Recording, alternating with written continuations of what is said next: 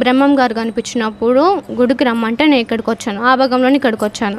నేను అన్ని గుళ్ళు తిరుగుతూ ఉండగానే ఆయన పిలుస్తే అనగా ధ్యానంలో ఇక్కడికి వచ్చాను. వచ్చినప్పుడు వీరభోగ వసంతరాడు పుట్టాడని నాకు అప్పుడు చెప్పాడు, బ్రహ్మం గారు చెప్పారు. నాకు కూడా అంతవరకు తెలియదు బ్రహ్మం గారు వీరభోగ వసంతరాడు పుట్టాడని.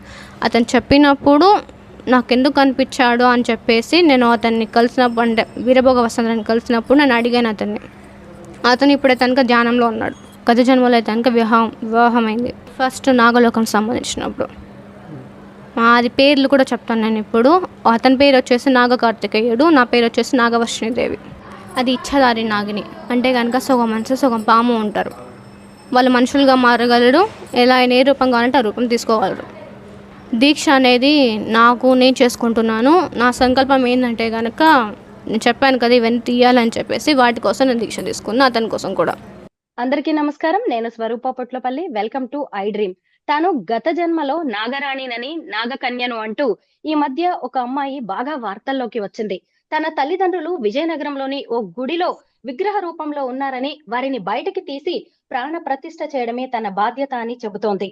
ప్రస్తుతం ఆమె కడప జిల్లాలో 101 రోజుల దుర్గామాల దుర్గా దీక్షలో ఉన్నారు.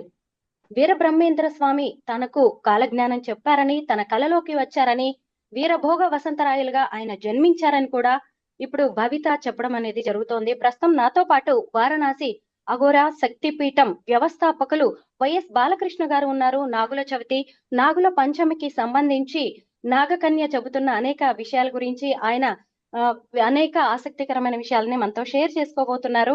ప్రస్తుతం బాలకృష్ణ గారు నాతో పాటు ఇంటర్వ్యూలో రెడీగా ఉన్నారు. తనతో మాట్లాడి భవిత నాగకన్యకి సంబంధించిన ఇంకా ఎన్నో విషయాలను తెలుసుకుందాం. నమస్తే బాలకృష్ణ గారు. జన్మనిచ్చిన తల్లిదండ్రులకు నమస్కరిస్తూ విశ్వేశ్వర కరుణాకటాక్ష సిద్ధిరస్తు. మీరు ఇప్పుడు ఇందాక అడిగారు కదా నాగుల చవితి అని.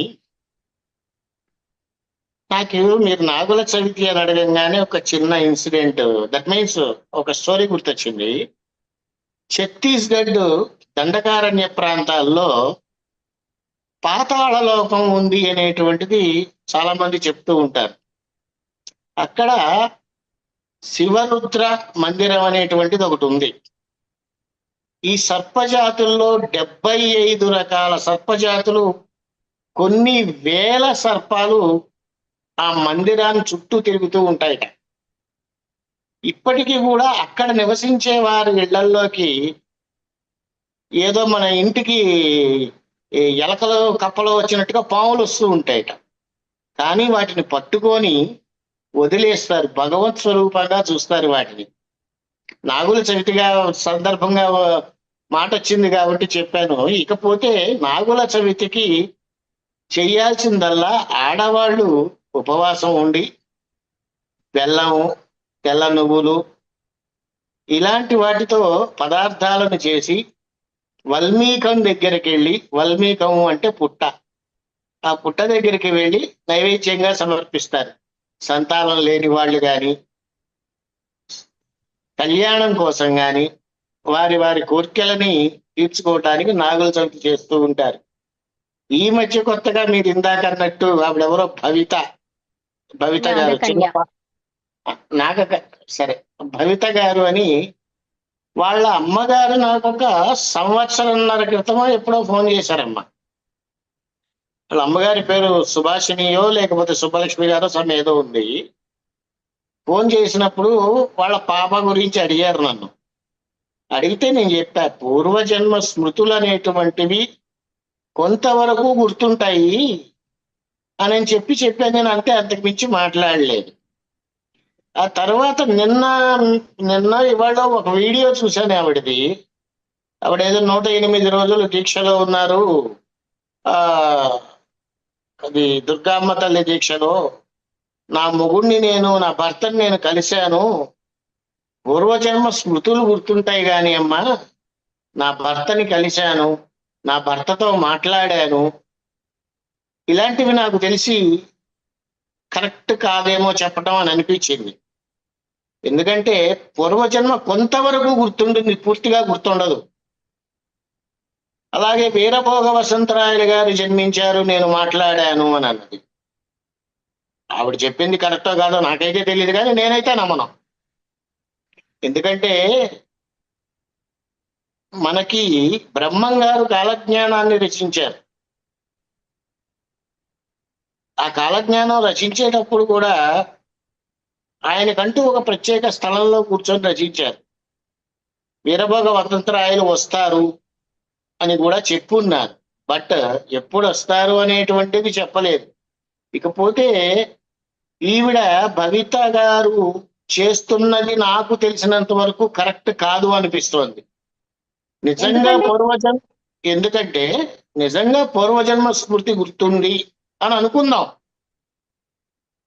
నీకు అన్నీ తెలుస్తాయి అని కూడా అనుకుందాం. ఇలా నా భర్త కనపడ్డాడు, నేను ఆయనతో మాట్లాడాను, ఇలా చెప్పటం ఎంతవరకు కరెక్ట్? అది కూడా వాళ్ళ తల్లి ముందు. కొన్ని నాకెందుకో కరెక్ట్ కాదు అనిపిస్తుంది. ఇదే ఇన్సిడెంట్ ఒకటి, ఆ ఊరి పేరు గుర్తు రావట్లేదు నాకు, ఆ కృష్ణా జిల్లాలోనే ఉంది. ఒక ఆడపిల్లకే నేలిక మీద కుబుసంలాగా వస్తూ ఉంటుంది ఆ పౌర్ణమికి. ఆవిడ నరకం చూసింది కొన్ని సంవత్సరాల పాటు. ఎలా అంటే ఆ కుబుసం నేలిక మీద వచ్చేసినప్పుడు ఆ ఇది పోగానే ఆ చర్మం అంతా ఊడిపోయి తినటానికి కూడా ఇబ్బంది పడి ఏమీ తినలేని పరిస్థితుల్లో 10 రోజులు అలాగే పాలు మంచినీళ్లు తాగుతూ గడుపుతూ మళ్ళీ ఇంకొద్ది రోజులు పోగానే మళ్ళీ పూర్ణం వచ్చేపాటికి ఇదే రొటేషన్ ఆవిడికి కొన్నేళ్లగా.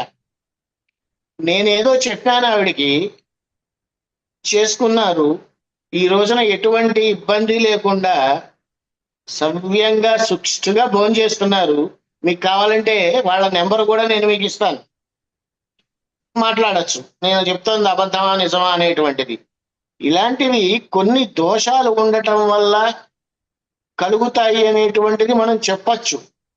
బట్ ఈవిడికి దోషం ఉందా లేదా, మెడికల్ టెస్ట్లన్నీ కరెక్ట్ గా ఉన్నప్పుడు ఈవిడ ఎందుకు ఇలా ప్రవర్తిస్తోంది?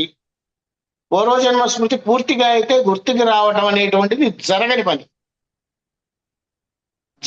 అందులో ఆ డౌటే లేదు. చెప్పమ్మా. అయితే కృష్ణా జిల్లా ఉదంతం మీరు చెప్పారు కదా, సేమ్ ఈ భవిత అనే అమ్మాయికి కూడా ప్రతి పౌర్ణమికి కూడా ఒక కుబుసం లాగా చర్మం ఊడిపోతూ ఉంటుందని వాళ్ళ అమ్మగారు ప్రూఫ్స్ తో సహా చూపించారు. డాక్టర్స్ కి కూడా చూపిస్తున్నానంటూ రిపోర్ట్స్ కూడా చూపించారు. దీని మీద మీరేమంటారు? రిపోర్ట్స్ చూపించవచ్చు, రిపోర్ట్స్ లో ఏమీ ఉండకపోవచ్చు. నేను ఇందాక అన్నది అదే, ఏదైనా గ్రహస్థితిగతులు తేడాగా ఉన్నాయా ఇలాంటివి కూడా చూడాలి కదా. నేను ఇప్పుడు మీరు మాట్లాడారు కాబట్టి చెప్తున్నాను. వాళ్ళ అమ్మగారికి కూడా అప్పుడే చెప్పాను, ఏదైనా దోషాలు ఉన్నాయేమో చూపించండి అని. మరి ఆవిడ చూపించారో లేదో తెలియదు నాకు. బట్ ఏది ఏమైనప్పటికీ నేను చెప్పాను ఇందాక ఒక ఇన్సిడెంట్, ఇట్లా ఒక పాప ఉండేది, నాలుక మీద వస్తూ ఉండేది అని. ఈ రోజుకి కూడా వాళ్ళు ఉన్నారు. నేను మీకు నెంబర్ ఇస్తా, కావాలంటే లైవ్ లోనే మాట్లాడచ్చు. మాట్లాడతానండి, తప్పకుండా అది కూడా చూద్దాం. నేను పంపించమంటే ఇప్పుడే పంపిస్తాను నెంబరు. పర్వాలేదు, నేను తర్వాత తీసుకుంటాను.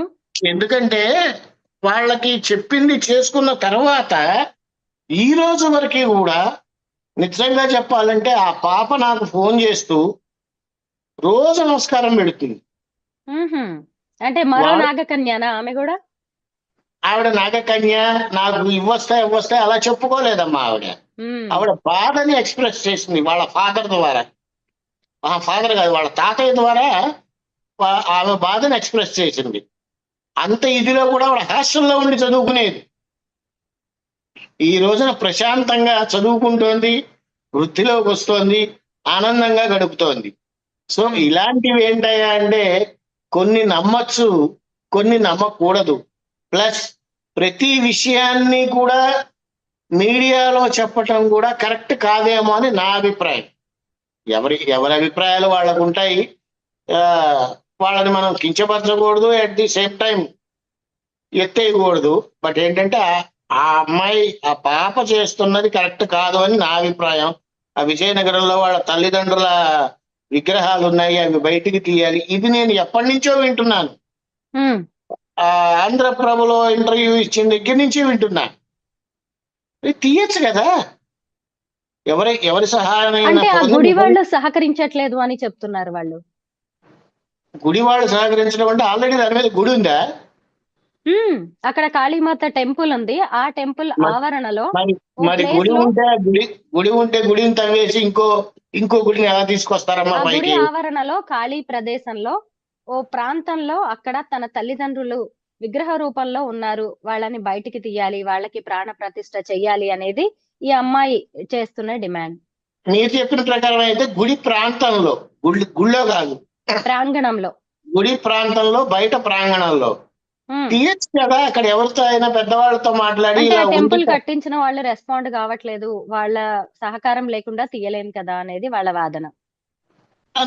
నాకు ఇవ్వండి వాళ్ళ ఫోన్ నెంబర్, నేను మాట్లాడిస్తాను, ఒప్పిస్తాను. ఉమ్. ఎందుకంటే ఒక గుడి వెలుగులోకి వచ్చింది అంటే అది మంచిదే కదా. ఉమ్. పైగా గుడిలో ఏం లేదు కదా, గుడి ప్రాంగణంలోనే కదా ఉంది.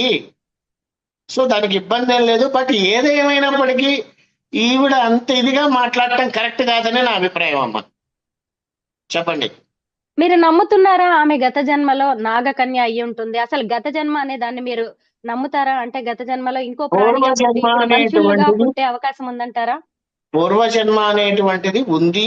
వాటికి సంబంధించినటువంటి కొద్ది జ్ఞాపక శక్తి ఈ జన్మలో ఉంటుంది. కానీ ఇంత పూర్తిగా డీటెయిల్డ్ గా నేను నాగలోకం నుంచి వచ్చాను, నాకు నాగరాజు అప్పుడు ఏదో ఇది చేశారు, ఈ సంవత్సరం నేను మళ్ళీ నా భర్తని, ఇంత డీటెయిల్డ్ గా అయితే పూర్వజన్మ గుర్తుండదమ్మా. ఖచ్చితంగా గుర్తుండదు. ఎందుకంటే పూర్వజన్మలో మీరు నాగరాణియే, యాక్సెప్టెడ్.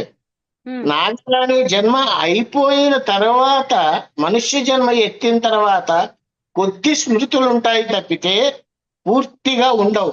పైగా మనందరికీ తెలిసింది ఏంటి అంటే నాగలోకం ఎక్కడుంది? పాతాళంలో ఉంది.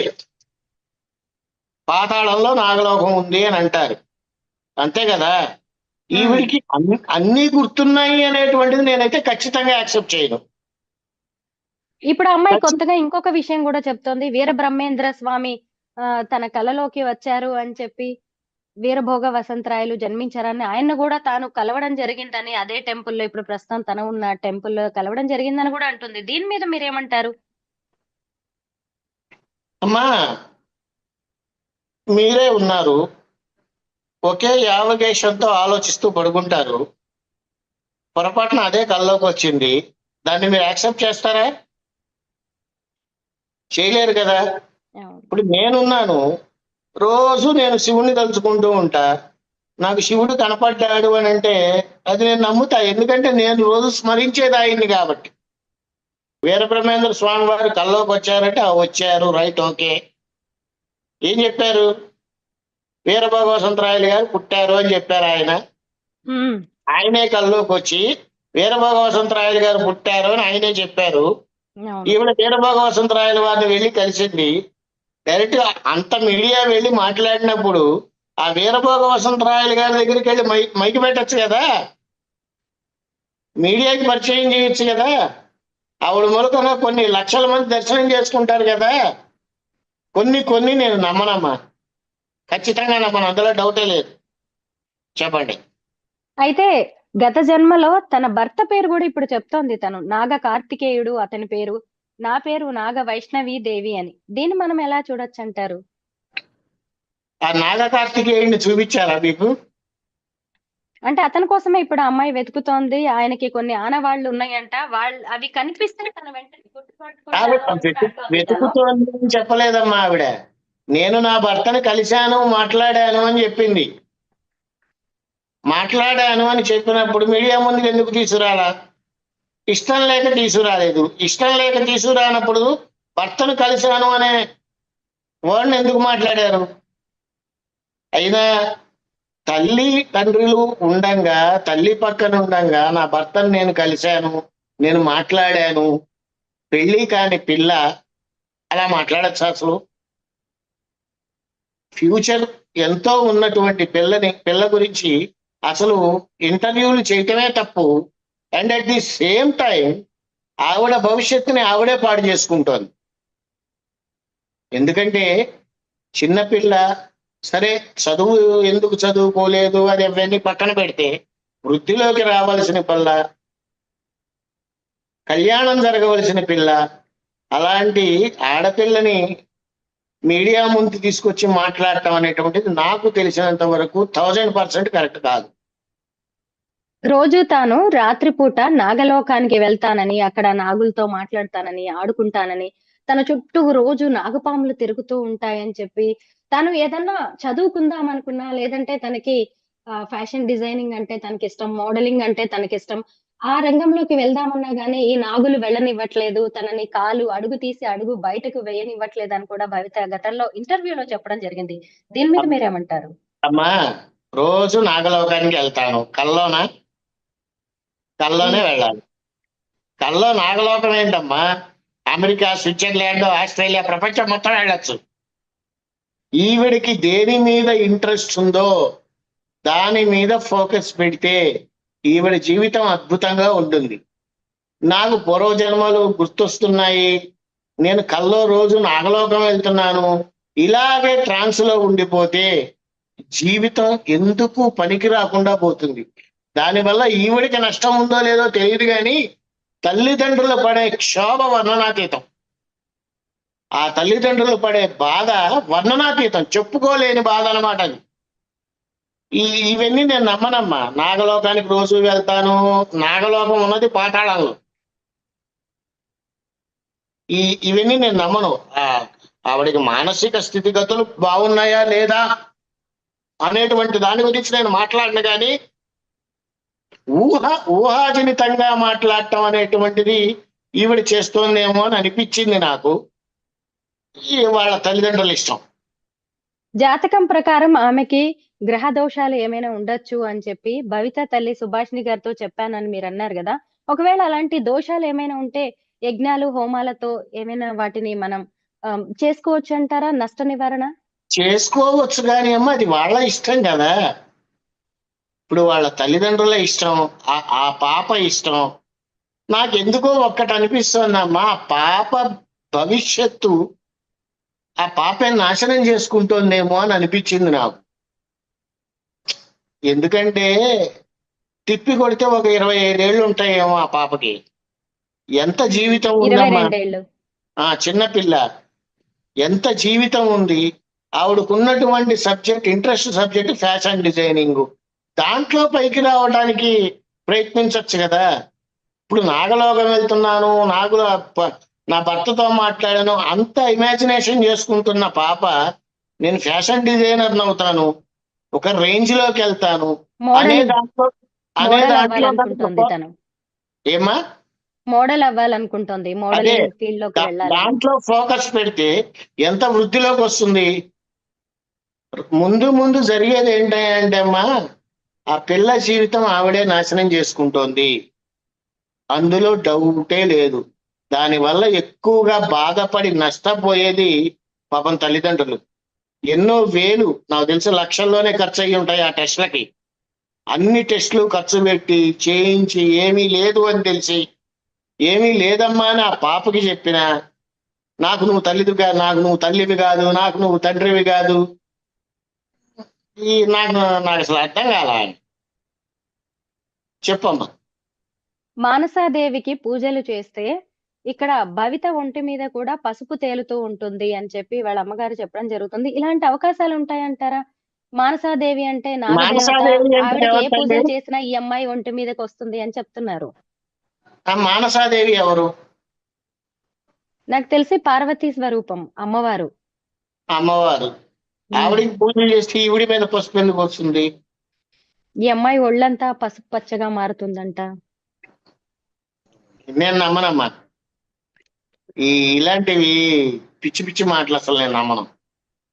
భగవత్ చింతనతో ఉంటే భగవంతుడు, మనం మనస్ఫూర్తిగా పూజలో ఏవో జపాలో హోమాలో చేసుకుంటూ మనం గడుపుతూ ఉంటే ఆ భగవత్ కృప వల్ల మనకు వచ్చేటువంటి నెగిటివ్ కూడా పాజిటివ్ గా మారి మనం వృద్ధిలోకి వస్తామనే భావన మనలో ఉంటుంది. ఆవిడ ఎవరికో పూజ చేస్తే ఈవిడికి పసుపు రావటం, ఇలాంటివి అయితే నేను నమ్మను. ఇట్లా అంటే విభూది రావటం, చప్పట్లు కొడితే గాల్లో నుంచి నిమ్మకాయలు రావడం, ఇలాంటివన్నీ ట్రాష్. దయచేసి ఎవరు నమ్మద్దు. మీరు కాశీ వంటి పుణ్యక్షేత్రంలో ఉన్నారు. నిత్యం శివారాధన చేస్తూ ఉంటారు. ఎంతో జ్ఞానం కలిగిన వారు. ఈరోజు ఈ నాగరాణి, నాగకన్యకి సంబంధించి కూడా మీరు ఎన్నో ప్రశ్నలు సందేహాలు రేకెత్తించడం అనేది జరిగింది. వాళ్ళ అమ్మగారికి మీరేమన్నా సమాధానం చెప్పే అవకాశం ఉందా? ఆమె ఏమన్నా లేదు మేము ఖచ్చితంగా ఇది అంటే మీరు ఆవిడకి సమాధానం చెప్తారా? నేను బయటికి కూడా. ఆల్రెడీ నేను ఆల్రెడీ ఆవిడకి చెప్పానమ్మా. ఇక ఆవిడిష్టం. హ్మ్.